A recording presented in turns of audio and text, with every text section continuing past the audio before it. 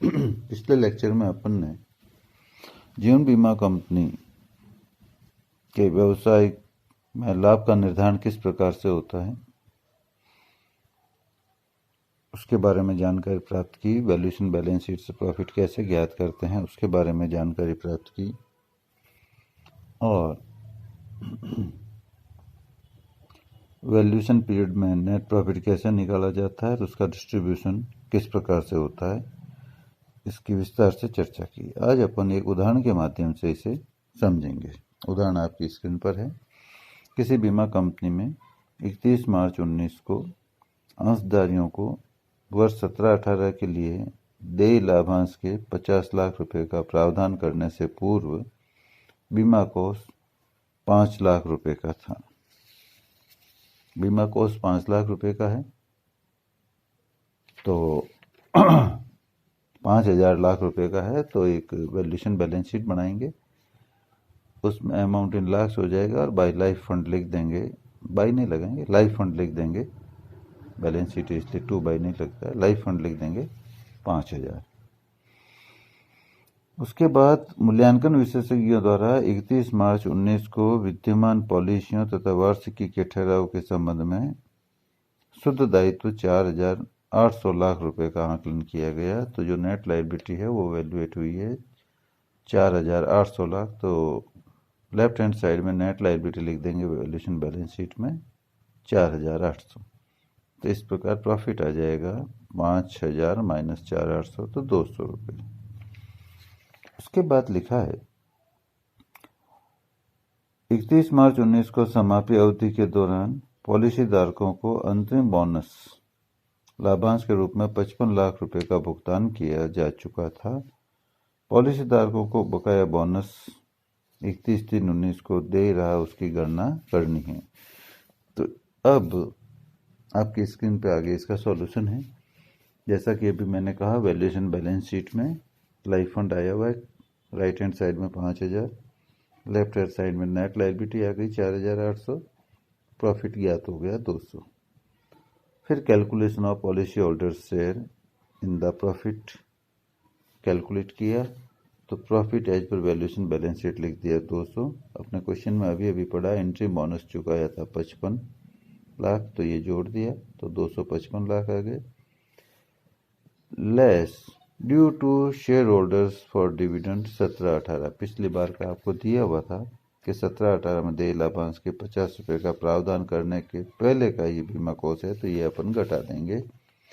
तो ये लेस कर दिया तो 205 लाख आ गया प्रॉफिट फॉर द ईयर 31/3/2019। इस प्रॉफिट का 95% शेयर होता है पॉलिसी होल्डर्स का। लिखा है शेयर ऑफ पॉलिसी होल्डर्स 95% 194.75। ये जो पॉलिसी होल्डर का शेयर है इसमें से अपन चुका चुके हैं इंटरिम बोनस तो ये लेस कर देंगे। Less interim bonus already paid 55 lakh. तो अब पॉलिसी होल्डर को देना बाकी रहा amount due to policy holders 139.75। इसी तरह एक अपन और उदाहरण डिस्कस करते हैं जिसमें थोड़ी और सूचनाएं हैं, जिसमें प्रॉफिट कितना आपको आगे ले जाना है उसके बारे में भी सूचना है, पिछले साल का प्रॉफिट ब्रॉट फॉरवर्ड कितना है उसकी भी सूचना है, और जो शेयर होल्डर्स का अमाउंट कितना रखना है उसके बारे में अलग तरह से सूचना दी हुई है। तो उसका अपन कैलकुलेशन कैसे करेंगे तो पढ़िए आपकी स्क्रीन पर एग्जाम्पल 2। किसी जीवन बीमा कंपनी में 31 मार्च 19 को जीवन बीमा कोष 86,48,000 रुपये था। तो ये वैल्यूएशन बैलेंस शीट में राइट हैंड साइड में आ जाएगा।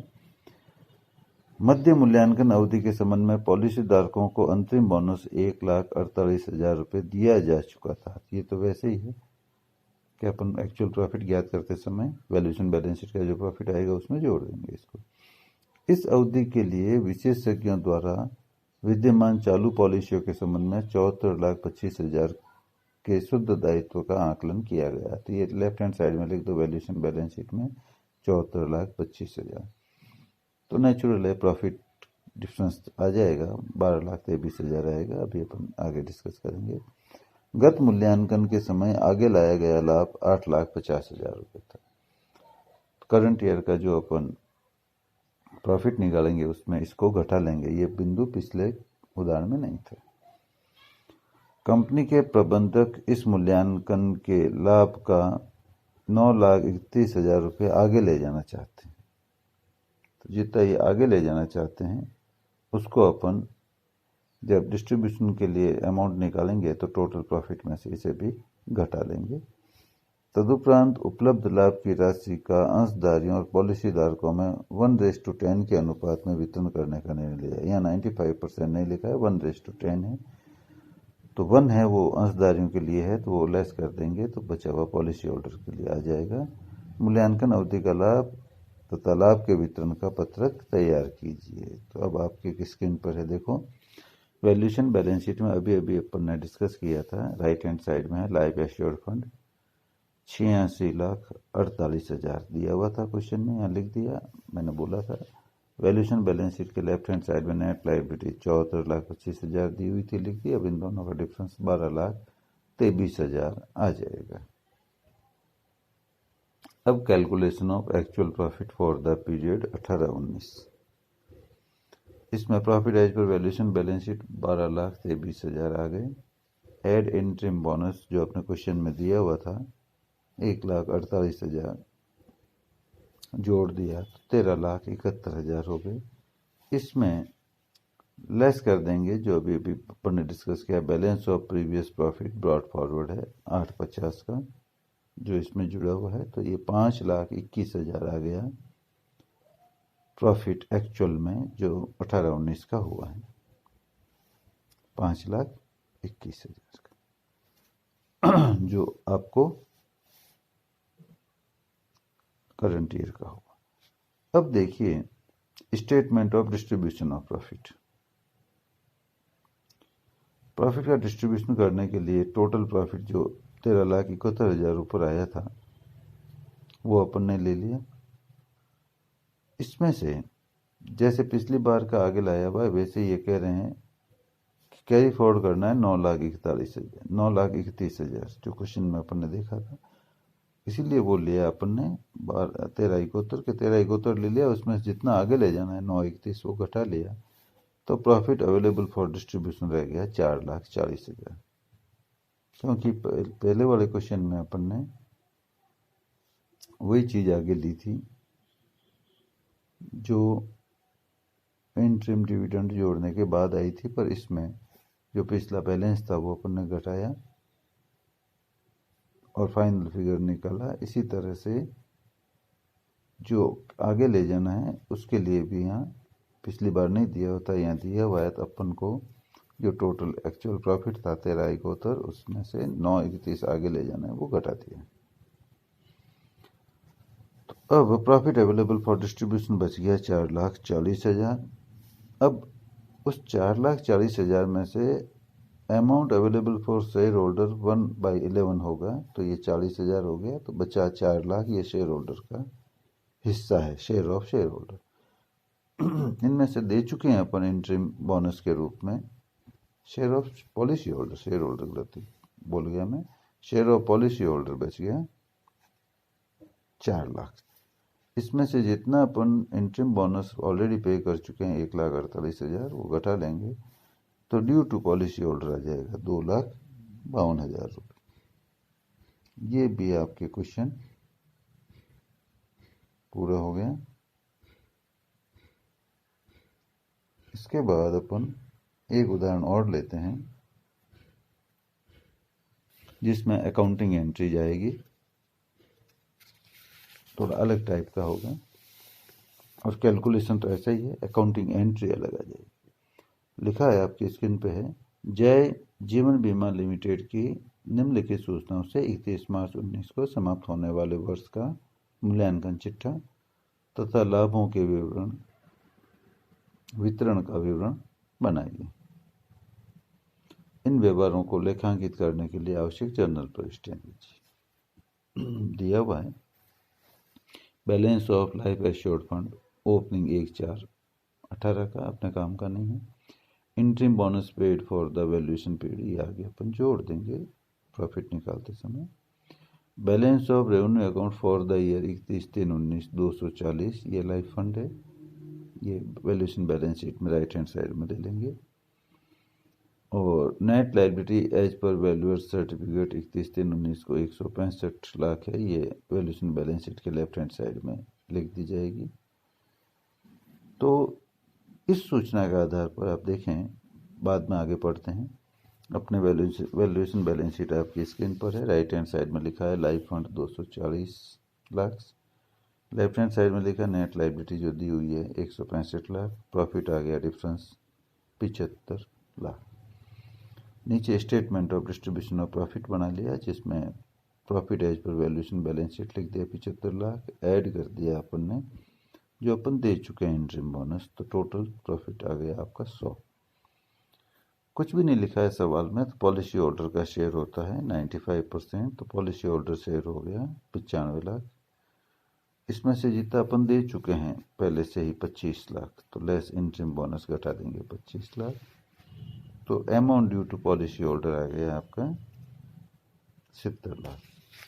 अब अपने को अकाउंटिंग एंट्रीज करनी है जो पीछे वाले सवालों में नहीं थी।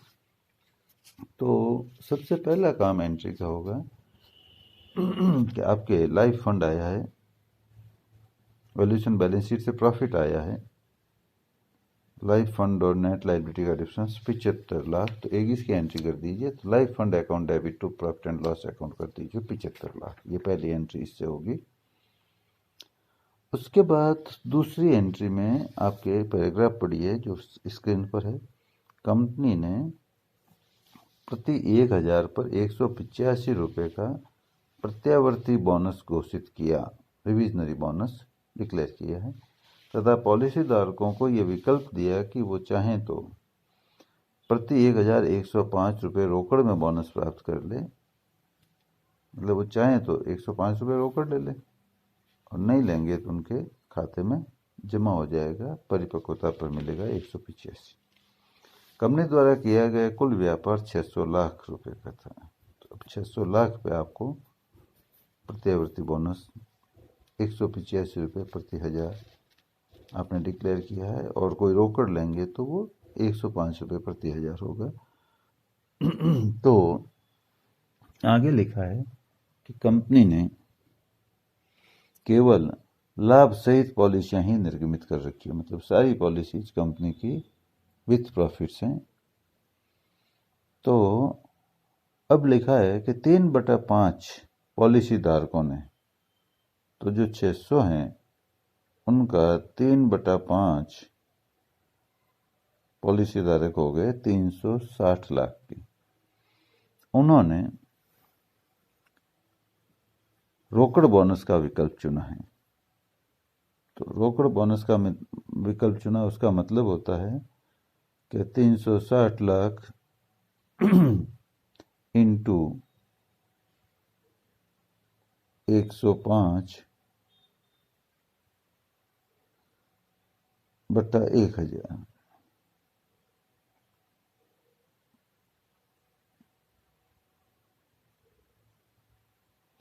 तो ये अमाउंट आ जाएगा आपका 37,80,000। तो इसकी एंट्री करनी पड़ेगी profit and loss account debit to bonus payable in cash, to bonus payable in cash account being cash bonus payable on 360 lakh at the rate of ₹105 per 1000। तो अमाउंट में आ जाएगा 37.80 लाख। अब क्या होगा कि बच गए 240 लाख, तो 240 लाख जो होंगे उनको अपने को 185 रुपये पर 1000 देने होंगे, तो वो हो जाएगा 44.4 लाख। वो आपको लाइफ फंड में वापस ट्रांसफर करना पड़ेगा। तो profit and loss account debit to life fund being amount transferred to life fund for revisionary bonus on 240 lakh at the rate of 185 per 1000, ताकि ये वापस लाइफ फंड का हिस्सा बन जाए। तो ये एंट्रीज आपके स्क्रीन पर हैं जो अपन ने अभी अभी डिस्कस की।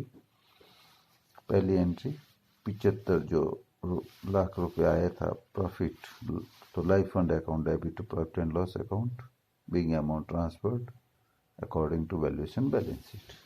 दूसरा मैंने अभी अभी समझाया था कि जो कैश में बोनस देना उसका अपन ने प्रोविजन कर दिया, profit and loss account debit to bonus payable in cash being cash bonus payable on 360 lakh at the rate 105 per 1000, तो 37.8 लाख आ गए। और लास्ट में 240 लाख पे 185 रुपये से रिविजनरी बोनस का प्रोविजन है वो लाइफ फंड में ट्रांसफ़र करना है, तो एंट्री हो जाएगी profit and loss account debit to life fund being amount transfer to life fund for reversionary bonus on 240 lakh at the rate of rupees 185 per 1000। इसके बाद ये आपका क्वेश्चन पूरा हो गया। इसके बाद अपन एक जो ये लाइफ इंश्योरेंस बिजनेस है इसका रेवेन्यू अकाउंट डिस्कस करेंगे और उसके बाद बैलेंस शीट दोनों ही, चाहे लाइफ की हो चाहे जनरल इंश्योरेंस की, एक जैसी ही होती है, तो इसलिए बैलेंस शीट उसके साथ ही डिस्कस कर लेंगे। और लाइफ इंश्योरेंस का जो फॉर्मेट है रेवेन्यू अकाउंट का, वो अपन यहाँ डिस्कस करेंगे। तो आगे अपन लेते हैं नेक्स्ट एग्जाम्पल, जिसमें लाइफ इंश्योरेंस बिजनेस का रेवेन्यू अकाउंट